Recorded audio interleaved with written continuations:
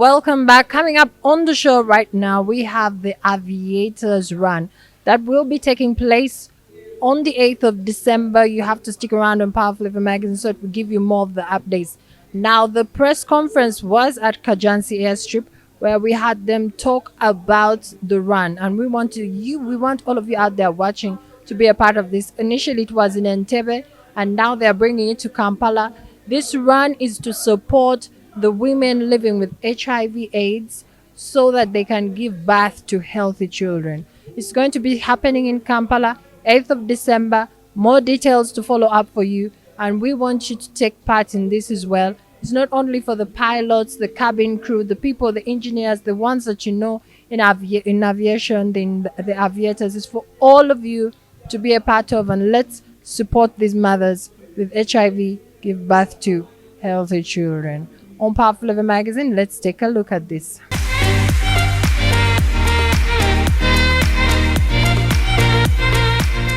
Dear viewers, my name is Menya Emmanuel, Director of Aviators Run Initiative. Aviators Run Initiative, it is organizing an Aviators Run, which is going to be comprised of different aviation companies, authorized training organizations, and air operators. And by authorized training organizations, I mean schools that train aviation courses, and the operators are the companies that are working in the aviation as a business. Our theme for this Aviators Run is supporting expectant mothers living with HIV/AIDS. Then after that, we shall have mega mindset youth camps all over the country, where we shall have aviation awareness camps and HIV/AIDS prevention and awareness camps, where we shall have the youths there to be tested, counseled, and we shall have certain activities that will trigger the youth's minds into learning how to prevent and be aware of HIV/AIDS. And this run is going to be at Umasho Grounds, Lugogo, on the 8th of December.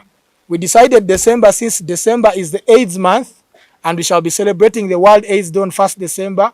So after the World AIDS Day, I call upon each and every Ugandan, whether you're a minister, member of parliament, boda, each and every one, taxi driver, come to Umasho Grounds, and we shall start from there, where we shall have 3 races, 5 kilometers, 3 kilometers, and 2 kilometers. And we are having our kits being sold, and the kits are being sold in Entebbe. We shall have Entebbe Express Park, which some of you call the Entebbe Bus Park or the Fly Express Taxi Park. Then we shall have other kits sold at S&S Mall in Nkumba. Then in Kampala, we shall have the kits sold at Victoria University and Umasho Grounds, which will be our venue. Our kits go for 25,000 Ugandan shillings. You buy a kit, whether you will be able to reach, you can buy a kit and run at home. But if you are able to reach the grounds, come and socialize with the aviators. We have very many cabin crew, pilots, captains, engineers, Air Force, Police Air Wing. All those aviators will be there.